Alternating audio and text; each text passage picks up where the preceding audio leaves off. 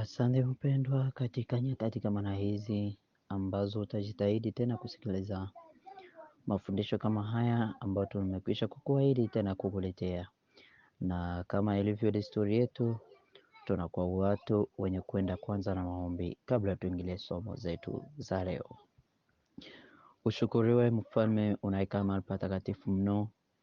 Ni nyakati kama na hizi tena tunajikabidhi mikononi mwako, tukikumbuka wema na makuu ambao umekwisha kututendea, na tunaomba somo hizi zipate kuwa somo nzuri ambazo zitaweza zikatusaidia katika maisha yetu. Tu wale ambao wamekwisha kualikwa na watakuwa wenye uaminifu katika mwaliko huu, tupate kushiriki ile raha ambao umekwisha kutuandalia, Mfalme wetu. Mwenyezi Mungu, hii neno upate kuliongoza na Roho Mtakatifu wako na kuondosha sauti zote ambazo zinaweza kuondosha mipango yote ya mwovu shetani ambayo inaweza ikaharibu somo zetu hizi. Tunaomba uendelee kwa pamoja nasi na mlinzi wetu kwa jina la Yesu Kristo, amina. Tupo naongelea juu ya somo zile ambazo zinaenda kuzungumzia kuhusu ufalme ule wa mbinguni ambao unaenda kuwa wenye kulinganishwa na mfalme ambaye aliandaa harusi yake, na somo kuu ambayo inakuwa na kichwa cha fundisho kinachosema basi alama ya Mwenyezi Mungu, alama ya Mwenyezi Mungu kwa ajili ya wana wake wa sasa. Na tunalinganisha hiyo somo zetu na yule ambaye alikuwa ameandaa harusi, ameandaa sherehe ya mwanae, ili tupate kuwa wale ambao watasherekea hii ibada. Asante tena zaidi. Tupo nasema kuhusu ile alama ya Mwenyezi Mungu, les signes de Dieu pour son peuple aujourd'hui. Na tumona shairi nzuri ambao tunaweza tukaiga kwayo, ni kutoka katika kitabu kile cha Injili ya Yohana sura yake ya 22 kwanza fungu lile la kwanza mpaka lile la 14.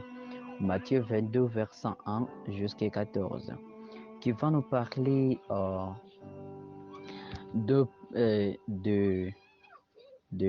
d'une personne, de papa,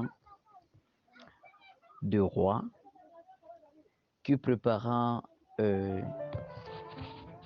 les noces pour son fils, na huyo baba ambaye anaenda kumwandalia mwanae hiyo sherehe. Aliweza akawaalika watu wengi. Il a laissé des invitations parmi ses amis, partout par-ci par-là. Il a laissé des invitations vraiment, et donc certains n'ont pas obéi à la voix du roi et hawakukubali kuja kusherekea pamoja na mfalme, sababu walikuwa na shughuli zengi. Wengine walienda kwa mashamba, wengine walienda kule katika kazi zao, yani walijihusisha katika mipango mbalimbali. Na ni kwa sasa na wewe pia unayo hiyo aliko. Tu es appelé, tu es invité à participer à ces noces. Si Dieu veut m'appeler à participer à ces noces, soyez les bienvenus. Nous vous accueillons chaleureusement. Bientôt,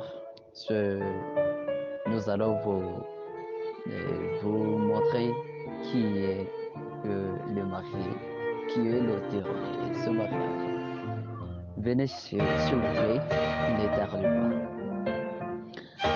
Et lorsque ce papa, ce roi a invité les personnes, et les personnes invitées, les invités ont refusé à obéir à l'invitation, il a dit à ses serviteurs, allez dans la rue, chercher tout le monde qui arrive pour la noce.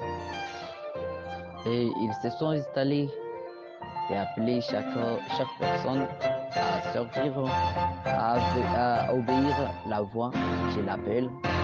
Mais beaucoup encore, beaucoup ont dit, ce qui était au bar. en appelant les gens qui sont maintenant au bar pour qu'ils puissent participer à la noce. Mais eux aussi disent non, nous avons à nous occuper, nous avons de la bière, nous avons à nous occuper de notre vie. Bon, ils ont refusé aussi. Il est parti maintenant dans la rue, akaenda ndani ya vibarabara ili apate kualika kila mtu. Iteni kila mtu ambaye mtamkuta kwa njia aje pia afanye nini? Apate kula kwa hiyo chakula ambayo kimeandaliwa na mfalme. Na kwa hiyo wakati alipokuwa amewaalika watu walikuja kwa wingi, walikuja kabisa. Wale ambao walikuwa wanavaa macheti nzuri safi walifika waje washerekee pamoja na mfalme. Et lorsqu'ils sont arrivés, subitement on trouva une autre personne. Yeye alikuwa iko naelekea kwa shamba zake, sijui kama alikuwa anataka wapi, hatujui. Alikuwa ndani ya shughuli zake, lakini pia alisema hapa yani kuna watu ambao wamealikwa, yani na mimi nikifika pale nitaweza nikahudumia. Na kweli aliweza akafika ili apate huduma nzuri kabisa, lakini uwezi ukafahamu kuwa mtu yule hakuwa anavaa zile ambazo ni vazi ambazo ni za harusi, vazi ambazo ni za watu ambao wanaenda kusherehekea. Toshi uko na unaona watu wanawalika katika sherehe fulani, là-bas il y a à boire et à manger, il y a mariage. Wewe unakuya na nguo zako zile ambazo na sijui kama ulikuwa na kulele tu,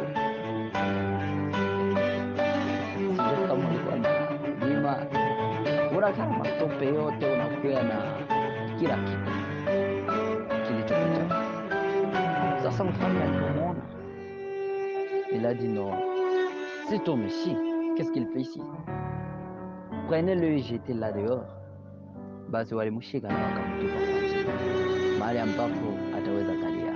Akasema sasa kwa nini mimi nimekuwa hivi? Kwa nini? Sababu umekuwa mwenye kuja na mapo yako, yaani unataka kuja tu na tabia yako ile mbovu ili uje uharibu sherehe ya watu. Sasa ukitia mchanga ndani ya chakula cha watu utasema nini? Lazima utupe tu nje. Voilà. Na hivyo mwenzangu, namna unavyoalikwa pia hiyo alama wanataka uwe nayo. Kristo anataka uwe na hiyo alama na usikawie. Karibuni sana uje upokee alama ile ambayo ni ya Bwana Mungu wako. Mpendwa msikilizaji wa sauti hii, na kukaribisha tena zaidi.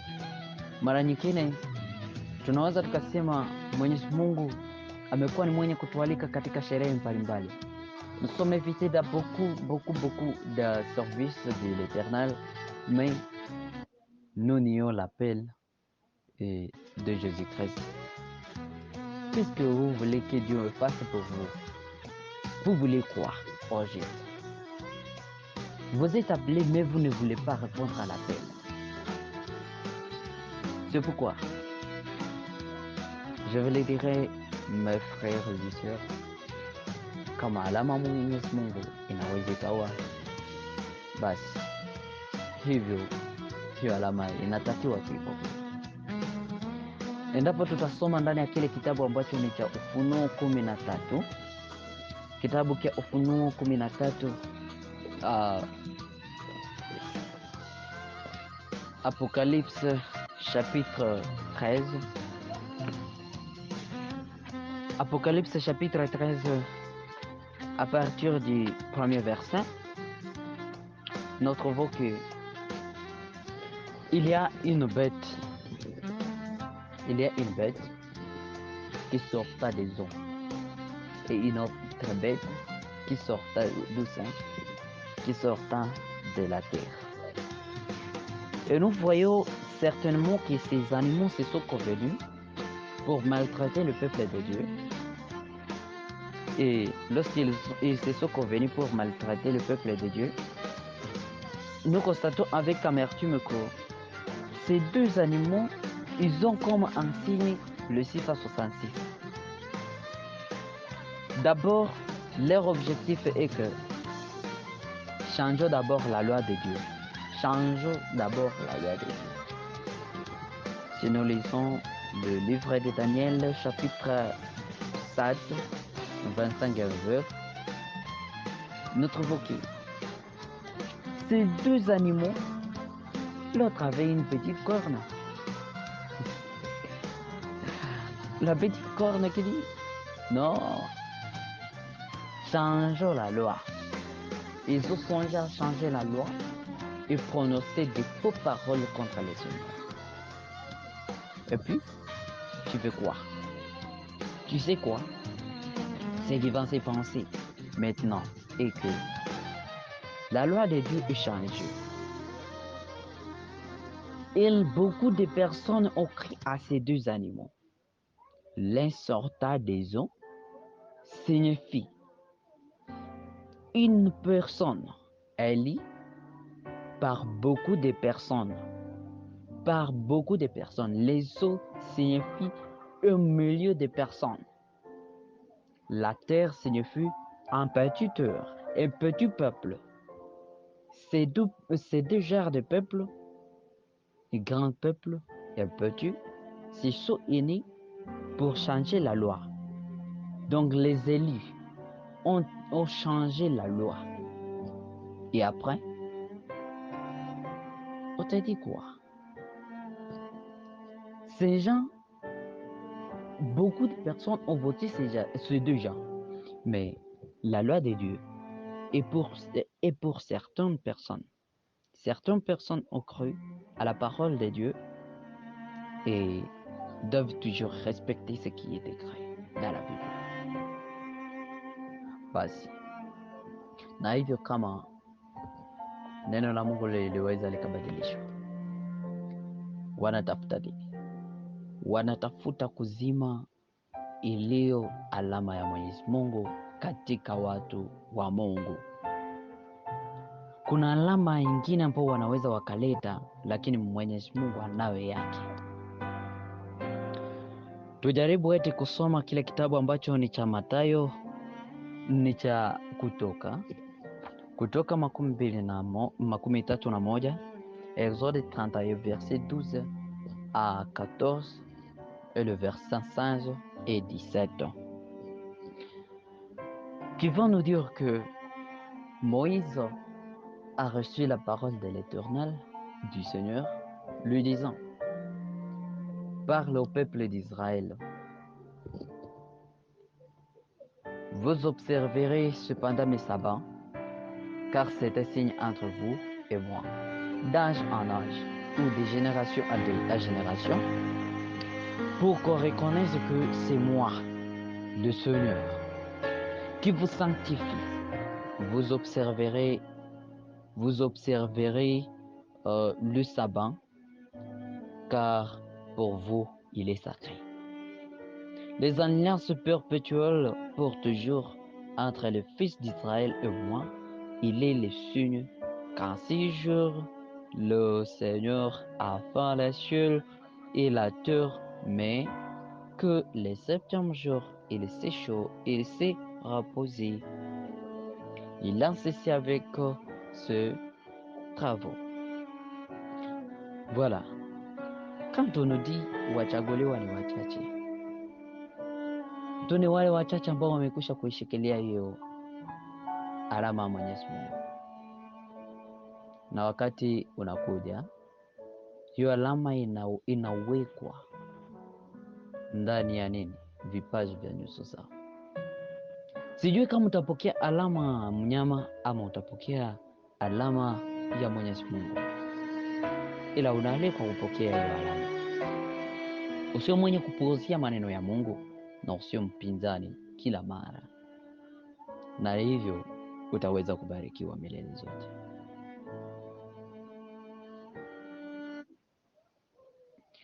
Mpendwa, kubali hiyo sauti ipate kukuita na kukuhimiza katika mambo yake.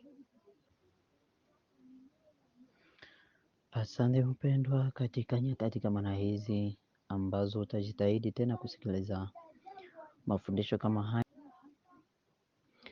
Mpendwa, mpendwa, mpendwa, tena nakuita kupokea hiyo alama. Kama walivyoalika watu kuipokea, ukasema j'ai mes travaux, tu t'occupes autrement que la voix du Seigneur t'ordonne. Unakuwa mpinzani wa maneno ya Mungu. Unakuwa mtu ambaye amepuuzia mambo mengi kabisa katika maisha yako, na hivyo kama Biblia imesema watu waliweza kupuuzia aliko za mfalme, basi waliweza akawaalika watu wengine wapate kuipokea. Na unaweza ukasema mimi nimekwisha kutosheka, nimekwisha kushiba, ninao chakula, ninao kila kitu kwangu. Lakini ndugu yangu, nakwambia walikuwa ni wachache, na kama walikuwa ni wachache, utakuwa kama mtu yule ambao watatupa kwa nje, ama utakuwa mtu wa wapi katika watu wale? Samani, vaa nguo ya harusi na uje. Jésus nous appelle et nous avertit que nous devons connaître que même si il a ces personnes, anawajua walio wake, na walio wake wale, katika wale walio wake, tu peux te trouver dans l'église, mais tu n'appartiens pas au roi. Tu n'appartiens pas. Bravo, qu'est-ce que tu vas faire? Tu vas faire quoi? C'est pourquoi, chers frères et sœurs, je vous invite à suivre ces enseignements et vous les prendre comme d'importance.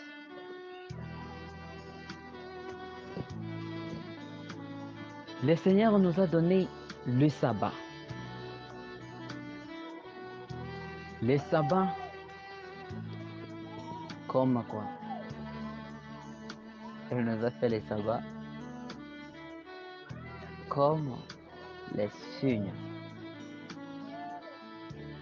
comme ce beau signe entre moi et toi, entre mes enfants et vos enfants.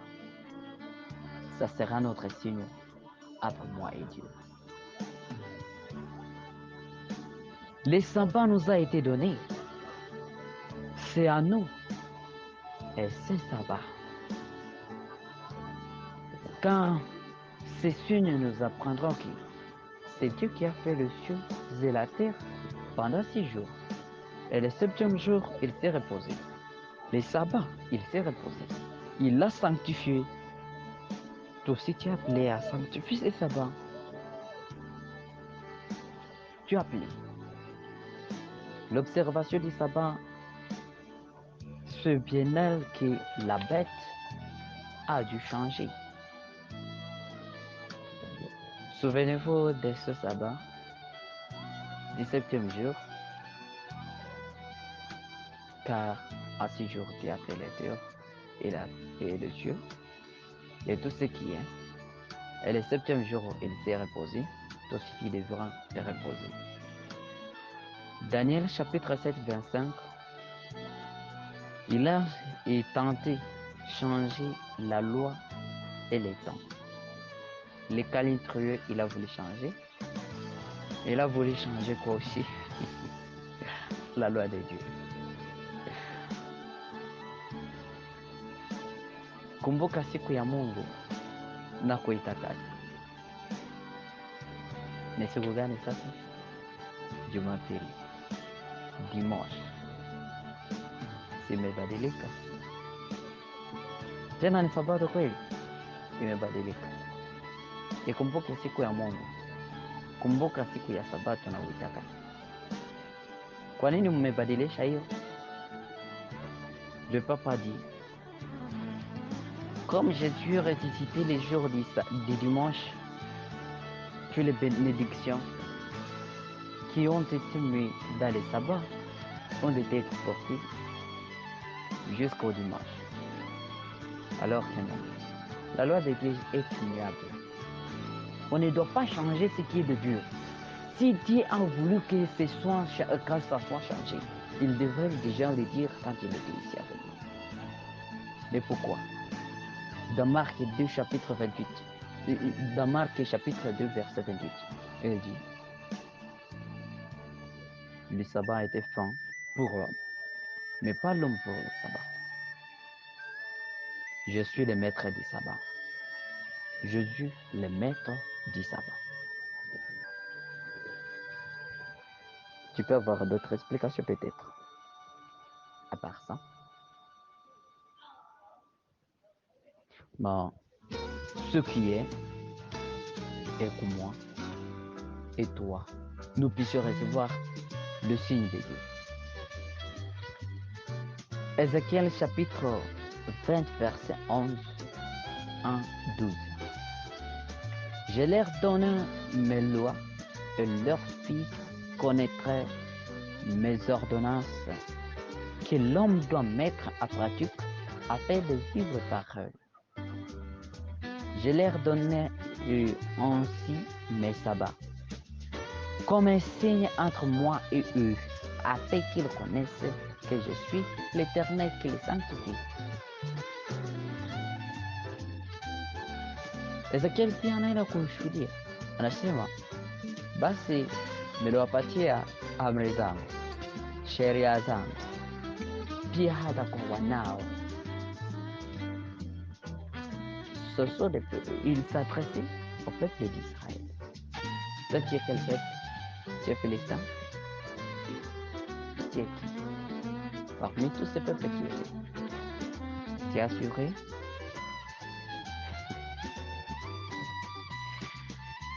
Aha, ni hapo sasa ndipo unaweza ukajadili tena. Maandiko matakatifu ni wazi katika kutufunza mengi zaidi, na unatakiwa kuyasikiliza na kuyafuata maneno yale,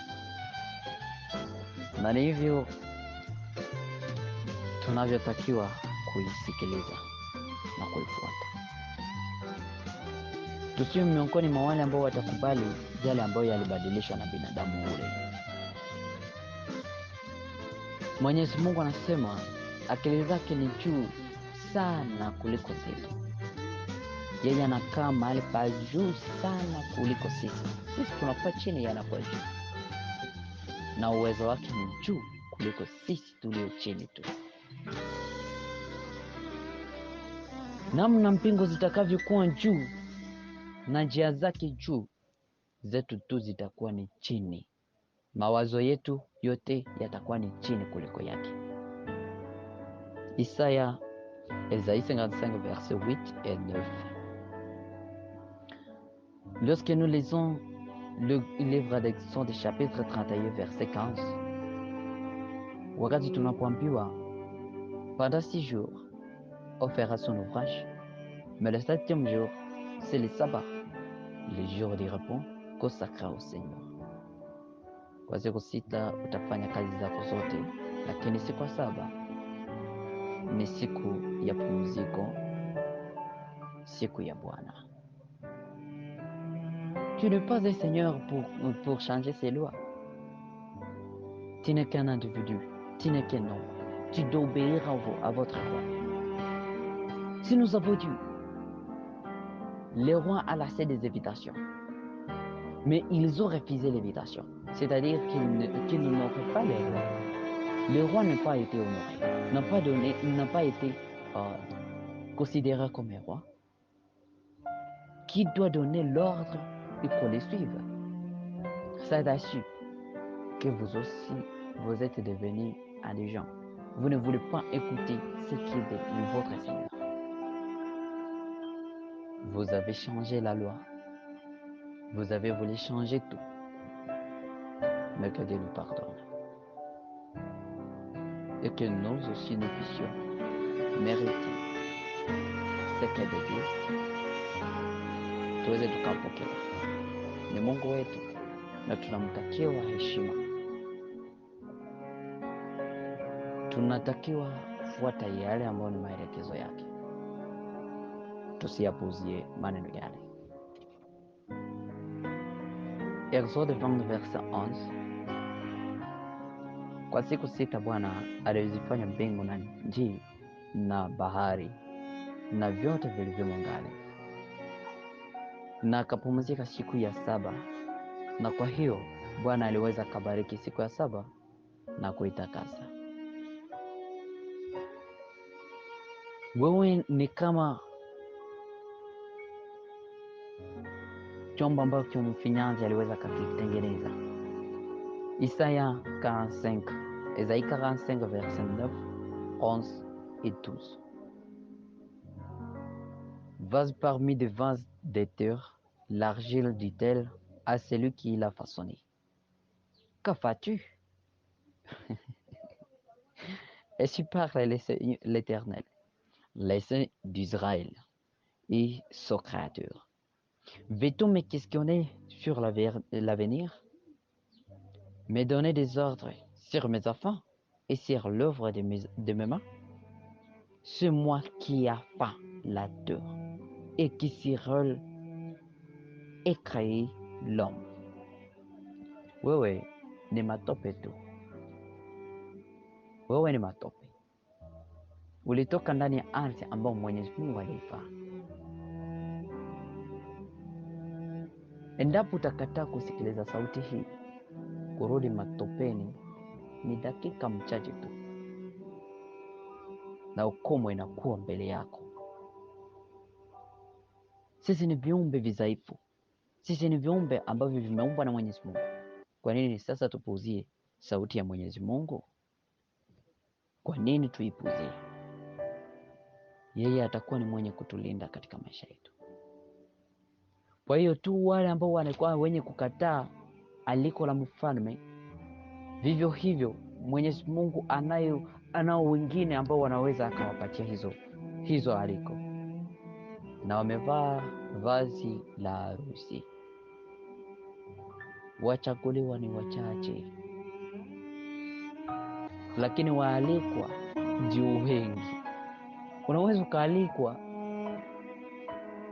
lakini kumbe hukuja na ukawa mtu ambaye amefanana na wale ambao ni waalikwa. Tu veux quoi? S'obéir à l'Éternel ton Dieu. Tu seras béni. De ce sabbat à ta signe entre moi et mon Dieu. Il faut que ça soit ainsi pour vous. Ne soyez pas parmi les gens qui aimeraient changer la loi de Dieu. Merci pour l'audition. Que Dieu vous bénisse et que tout soit considéré comme ce qui est véritable et que Dieu puisse nous pardonner de tout ce que nous avons fait, de tout ce que nous avons fait. Siku 6 fanya kazi, tende mambo yako yote, lakini siku ya 7 ni sabato ya Bwana Mungu. Umejiandaa kuingia katika pumziko la Sabato? Umeandaa mavazi yako? Chakula kimeandaliwa? na moyo wako je? Isabato nyiza. Sabato yedi. Happy Sabbath. Sabato njema.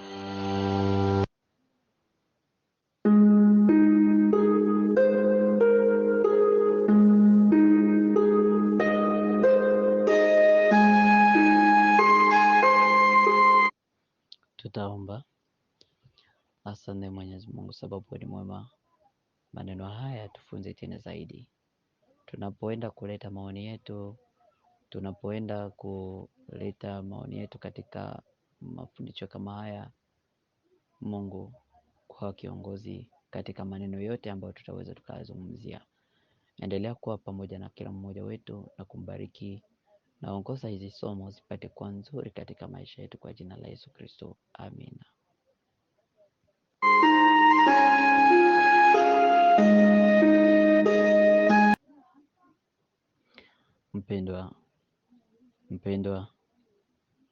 Mpendwa tena, nakuita kupokea hiyo alama. Kama walivyoalika